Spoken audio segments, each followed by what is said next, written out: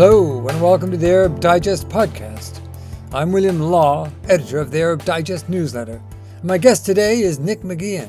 Nick is a director and co-founder of FairSquare, a non-profit organization that focuses on sport and sport governance to advocate for an end to human rights abuses. Nick, welcome to the Arab Digest podcast. Thanks for having me, Bill. Pleasure to be here. I want to start with asking you, first of all, if you can tell our listeners about FairSquare, what it is and what role sport plays in defining its mission. So we set up FairSquare in 2018, myself and my co-founder, James Lynch, and I guess we'd both come out of big NGOs, Human Rights Watch and Amnesty International, respectively. And I think we wanted to work outside the confines of those big organizations and do work that was perhaps allowed us to be more nimble, more flexible.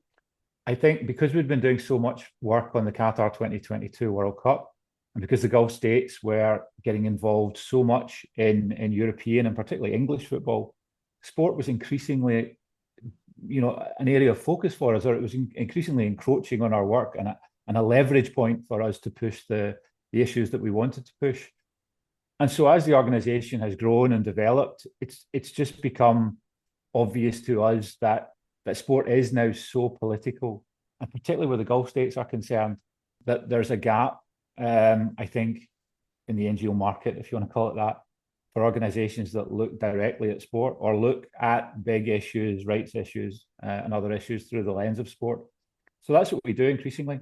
We use sport as as an entry point to discuss bigger issues, rights issues, and to use sport as a point of leverage. And at the same time, we also talk a lot about the failures in sports governance, which allow authoritarian states to become involved and use sport for their own political ends. Yeah, and it's the centrality of sport to almost all our lives. I don't know very many people who don't have one team or one side that they don't support in one way or another. And so you're speaking to a larger audience through sport, aren't you? Yeah, I mean that is what I find very interesting about it. Everyone's interested in sport. Everyone has a view on sport, and this term sports washing that is thrown around a lot, which I think everyone understands. There are problems with the term, but everyone understands roughly what it means. I think it's certainly true that can be very effective for the states that use it. But there's another side to it, which is that you can use the spotlight that sport shines to put pressure on certain issues that don't get the attention that they would otherwise get. I work a lot on FIFA, and people often say to you, how on earth do you think that you have a hope of sort of making a difference where this organization is concerned? To which my response is, are you joking? Like, everyone cares about this organization. This isn't. I mean, I've done reports on trade union rights in Bahrain, which is a niche, critical issue, a really niche issue, but one which is very hard to get attention for. As soon as you talk about sport, and as soon as you talk about football in particular, you get a lot of people's attention. Yeah, exactly right. All right, now let us look at some particular issues that FairSquare is dealing with. First of all, FairSquare has submitted a complaint to the UK government calling for an investigation of Sheikh Mansour bin Zayed, Deputy Prime Minister of the UAE, and the owner, of course, of Manchester City Football Club. So what is the gist of that complaint, Nick? Yeah, we submitted it, I think it was April the 17th. We had been conscious for a long time of the UAE's involvement in Sudan. We'd done a lot of work on the UAE's involvement in Manchester City in the UK. And I think it was in December or January, Ian Duncan Smith had made a comment in Parliament basically asking the UK government what it was going to do about the situation in Sudan, and specifically mentioned Sheikh Mansour's role and his UK assets, namely Manchester City. So as the evidence was clearly mounting of the UAE's involvement in Sudan and its links with the Rapid Support Forces, we felt that it would be a useful exercise to collect all that evidence and to present it to the UK. The UK has already sanctioned numerous individuals linked to the RSF and to the Sudanese armed forces.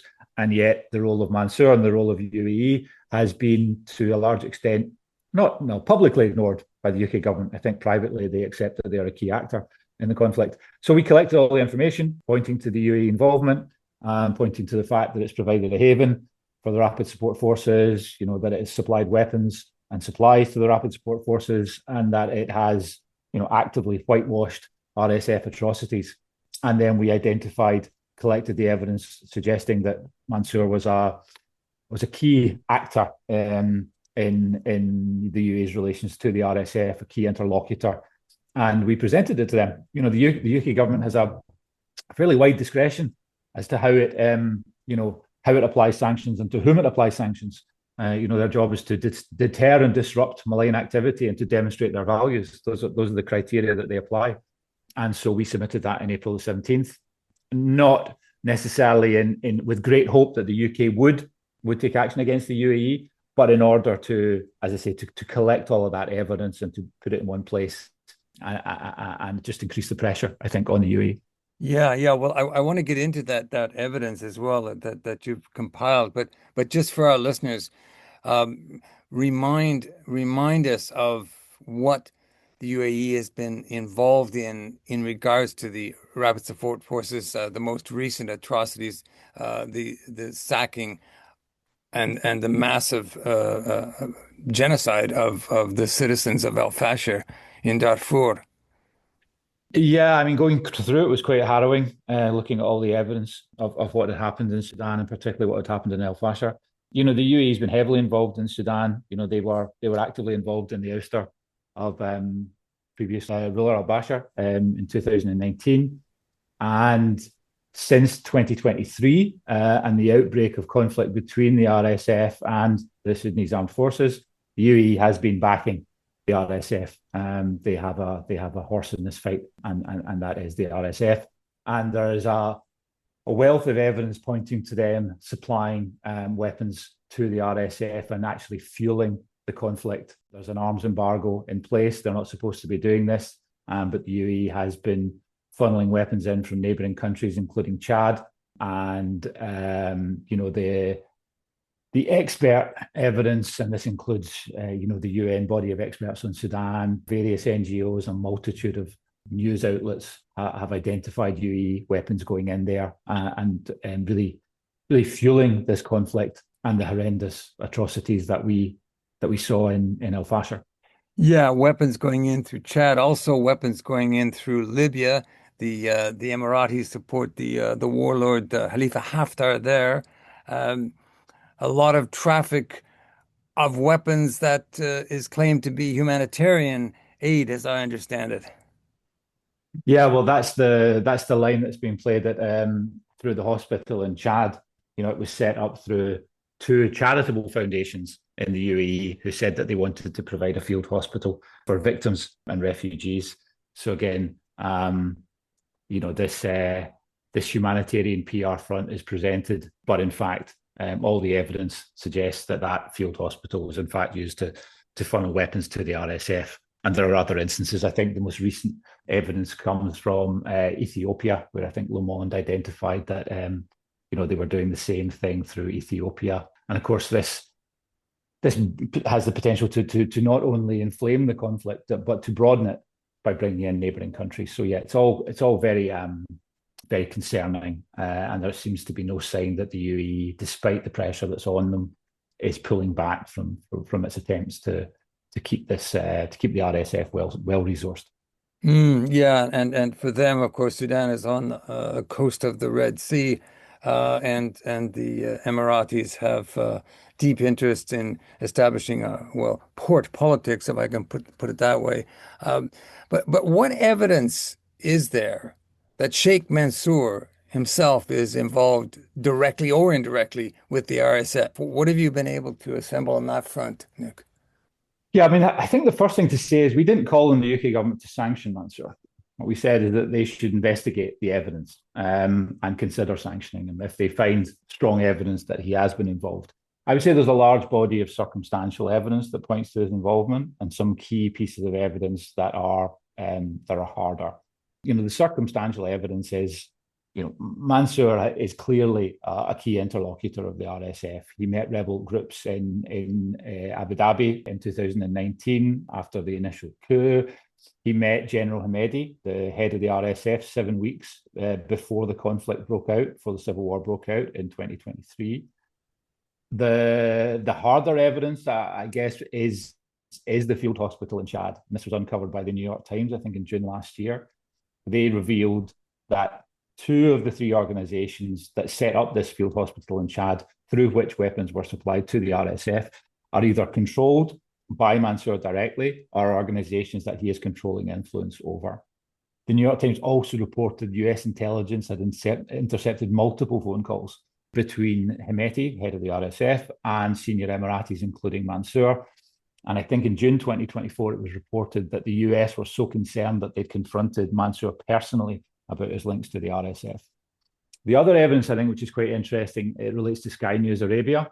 Sky News Arabia is an affiliate of Sky News, but it's essentially owned or controlled by IMI, International Media Investments, which is a body, again, that is controlled by Sheikh Mansour. And it's been accused of whitewashing RSF atrocities to the point where Sky, in recent months, was threatening to cut ties with Sky News Arabia because of the concerns of whitewashing atrocities in Al Fasher, actually. So it's as I said, I would say the evidence is largely circumstantial. It does appear clear that he is a key interlocutor. This evidence from the New York Times is particularly concerning. And our request was that the UK government look at this and investigate it in more detail to establish firmly the extent to which he's involved. Mm. Okay, now so you have not heard back at this point from the government. They're clearly occupied with other matters as I'm speaking to you today. But you also wrote to the Premier League. Have you heard back from the Premier League? We actually got a response from both, Phil. My apologies Ah, if I didn't let you know about the UK government response. The UK government did reply a couple of weeks ago, actually, and it was one of those long replies that didn't really say much. I think the key line was they said there are multiple external actors fueling the conflict in Sudan. So I think there was a key thing that they wanted to transmit, which was that the UAE is not the only one doing this. Now, that may be true, but the evidence does suggest that they are by far the most meddlesome and the most problematic external actor in the conflict. The Premier League did reply. Again, it was something of a non-reply, more of an acknowledgement than anything.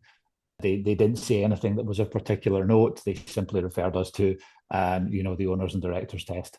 The other people who replied were the independent football regulator in England and Wales. We wrote to them as well. Again, they referred us to their rules, which are similar to the Premier League's. so the complaint was noted, but not much else. The complaint was noted, but I don't think any of the responses indicated that it's going to be taken seriously. Okay. Look, let's move on for now to Israel. The Israeli Football Association is sanctioning matches in illegal settlements in the West Bank. And FIFA has pretty much washed its hands, saying no action will be taken. The Palestinian FA has lodged a complaint. So what happens now on this one? Yeah, this is a really interesting topic. I mean, to go back slightly, this has been something the Palestinian FA have been complaining about since 2013. There's a very clear rule in FIFA's rule book that says you're not allowed to play matches on another member association's territory without their permission. Now, obviously, the West Bank is a problem there because I think Israel has about 9 or 10 clubs playing matches there on illegal settlements. Now, FIFA has been sort of kicking the can down the road on this for a very long time. In 2018, they refused or they closed the complaint by the Palestinian Football Association. Now, that was reopened again in 2023 when the Palestinians complained again and also complained about systematic racial discrimination from the Israeli Football Association. And again, this has been rumbling along. FIFA has not wanted to deal with this issue. It's been giving it to various committees. It's been making statements saying that the situation is complex, but all the time very, very keen not to take a decision. Now, that changed in March this year, where they found the Israel Football Association guilty of racial discrimination in a really fascinating 30-page judgment, which I would encourage people to take a read of. It's a damning indictment of racial discrimination within the Israeli Football Association, but it was accompanied by a sort of slap on the wrist in terms of sanctions, a fine of a few £100,000, basically. On the issue of illegal settlements, FIFA basically said that the issue was contested in international law. Basically said that it's open to question the legality of the settlements issue, and they closed that. But Nick, it's not open to question. They are illegal settlements in international law. I mean, it's utterly absurd. You know, about a year ago, we coordinated a letter from some of the most senior experts in international law, as if this even needed to be written. But we thought it would be worth doing anyway, and we sent it to FIFA and basically outlined this point. Saying this is not open to question. You can say that the politics is controversial. You can say that the politics is contentious, but the law is absolutely crystal clear. These settlements are illegal. For FIFA, this is a huge problem because if that is the case, and it is the case, they have to sanction the Israel Football Association, which they don't want to do, which is why they've been in this bind for so long and why they've been trying to avoid taking a decision. So what they did in March is they said, well, we're going to find you guilty of one thing and criticize you for this. But on the one where where the facts are very clear and very obvious, we're going to let you off the hook and claim that it's complex. And so, yes, the issue is now going to be taken to the Court of Arbitration for Sport by the Palestinian Football Association. The extent to which the Court of Arbitration for Sport is likely to A, hear this case and then B, find in the PFA's favour is highly open to question. The Court of Arbitration for Sport, unfortunately, is effectively controlled by the sports governing bodies. And so there is a great concern that the complaint won't even make it through the procedural phase. Because if it does, it is very hard to see how the court could do anything other than find in favour of the Palestinian Football Association because of what you rightly identify, the obvious and clear illegality of the settlements. So it remains to see how this is all going to play out. The complaint has been filed. I guess we'll see in the coming months what transpires. Yeah, well, it's an interesting situation where the sporting bodies are themselves deciding on the rules and then how they will apply them. Yeah, and there are how many judges? Is it three judges? So there are three arbitrators. One will be chosen by the Palestinian Football Association. One will be chosen by FIFA. And the third arbitrator will be chosen by the CAS, by the court itself. The problem there is that the CAS controls who is allowed to be arbitrators and which arbitrators sit on particular cases. I had a really interesting conversation with an arbitrator, a sports lawyer who had also served as an arbitrator. And his line to me was, the governing bodies don't lose in these big cases. The system is set up to ensure that they don't.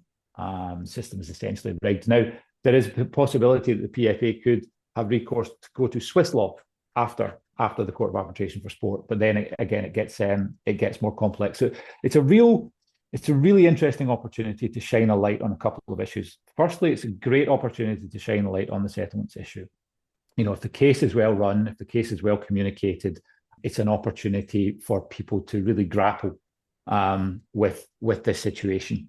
And then if the court does not find in favour of the PFA, well, then it's a really interesting way to look at sports governance generally and these judicial mechanisms and the extent to which they are actually there to uphold the values of sport, or if they are in fact there as a sort of last check on the power and influence of sports governing bodies who have increasingly become political actors. You're listening to the Arab Digest podcast with me, William Law, and Nick McGeehan, director and co-founder of FairSquare. For more on what Arab Digest has to offer, head to our website, arabdigest.org, where you can find details on how to subscribe to our daily newsletter. Sign up and you'll receive the first 2 months free. That's arabdigest.org.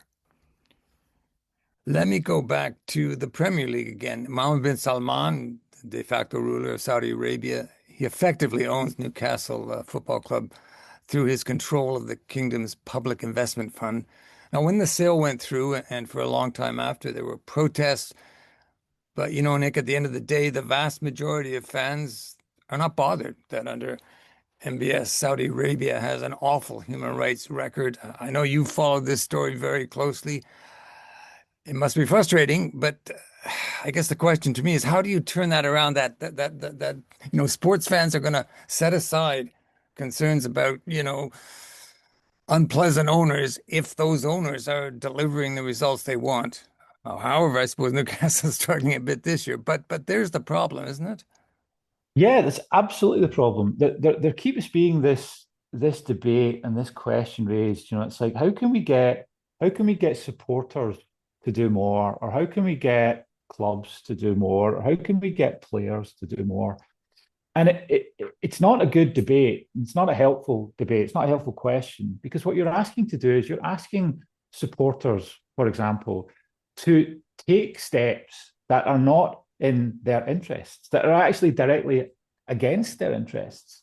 So yes, there's a sort of select core of football supporters who care about values and principles and who care about football ownership. I would be one of those, and those people who protested would be among that group as well. But we are the minority, unfortunately, and most supporters just care about their football team having good players and winning trophies or competing for trophies. It's the same thing with players, asking players to take action. Yeah, it'd be great if some of them did come out and say something, but again, they're not acting in their own interest if they do. They're acting directly against their own interest if they do. The problem is governance, and the problems have to be addressed by targeting the problems we have in governance. The issue of Newcastle United is about state ownership of football clubs. Now, state ownership of football clubs flows into a bigger debate about ownership generally in football clubs. And to some extent, that's being addressed now by things like this independent football regulator. So this regulator in England and Wales will talk about, the suitability of various people to own football clubs. But what they will not touch, and what the British government specifically said it wouldn't touch, was state ownership. And the reason they didn't want to touch it was because they talked about the importance of investment in the UK. And they see football clubs like Newcastle United as a great way of getting money into the UK. And most of that money is Gulf money. Now, I think what we saw with Chelsea and Abramovich is the danger and the folly of that policy. What we're seeing to some extent with Mansour and the UAE and Sudan is the folly of that policy. And if Saudi Arabia decides to pull out of Newcastle United in the same way that it pulled out of Live Golf a few weeks ago, I can't recall the sums involved. I think it's $5 billion they spent on golf, and then just decided that they weren't into it anymore. Then you're going to have a club like Newcastle, which is the focal point, which is the heart of that city, left in great trouble. So it is depressing to see the response of football supporters, but if we want to really take these issues seriously, we need to sort of stop looking at supporters and actually look at the forces and the powerful forces that are responsible for allowing these situations to happen, and have the power to stop football from being used as a sort of political tool. Okay. A final thought, Nick, on FIFA. Gianni Infantino sits atop the world's most popular sport. The World Cup is heading towards North America very soon. This is a guy who's quite comfortable with authoritarians like Mohammed bin Salman and the would-be authoritarian Donald Trump. So I wonder what you make of FIFA's president, Gianni Infantino. Yes, he is. He is an incredibly fascinating character. The key point about Infantino, I would say, he's a symptom of the problem at FIFA. He's the symptom of structural rot and a system of governance and a business model that propels people with great ambition and few principles to the top of the food chain, and kicks out people who want to get involved for the right reasons. He has tremendous power at FIFA. He's been given tremendous power. He came to power because he promised redistribution to FIFA's member associations, essentially a nod and a wink to keep this patronage system that FIFA runs on, to keep it going. We'll keep sending you out, hundreds of millions of dollars in development money, and you keep voting for us. Now that allows him to walk on the world stage. The World Cups allow him to walk on the world stage. He's increasingly comfortable in the company of authoritarians. Now that speaks on one level to his, I would say, personal flaws as an individual, but it also speaks to FIFA's business model. Authoritarians are far more likely to stump up the cash for World Cups, which are essentially a scam. Hosts pay for everything, and FIFA walks away with all of the revenue. So getting close to authoritarians who are willing to accede to FIFA's absurd and extortionate demands is part of the job now. So that's part of why you see him walking on this stage. So yeah, he is a product of that system, and unfortunately, if and when he goes, he will probably be replaced by someone who's identically the same as him, if perhaps slightly less clownish in their behaviour. And until policymakers start taking sport as seriously as Trump takes it, seriously as Putin takes it, as seriously as MBS takes it, in terms of recognising its power and its potential and its influence, then FIFA is going to be increasingly be a handmaiden to these types of actors, which is a huge problem given the times that we're living in right now. Yeah, and I'm just thinking about that, the peace trophy that he presented to Trump and the claim that uh, football and politics don't mix. Clearly, he had no trouble crossing that line. Yeah, I mean that's the thing that's it's so interesting about about FIFA and about politics, and we see it in the Israel-Palestine issue, right? FIFA says that it's not, football and politics don't mix, but what it is doing there is it's taking a profoundly political decision. It did the same with Russia and Ukraine, when it kicked out Russia very quickly, and argued, again, there's no point going into the rationale it eventually used to justify that decision, but it was a political decision. They were going along with the political concerns of the Western states. And that's what they do, and that's what they continually do. And the point about sport and politics being the need for football to be politically neutral, that's true. It is important that organizations like FIFA don't get involved in domestic politics, but it's also important that they recognize their geopolitical influence and have rules and systems and processes that allow them to handle these situations in a manner that is consistent and allows the leverage that sport can provide to be used appropriately, not overreach. We don't want, sport is not going to fix all these world problems, but it has a role to play in them. And instead, what you see Infantino dabbling in domestic politics, or getting involved in geopolitical situations in a way that is, entirely political.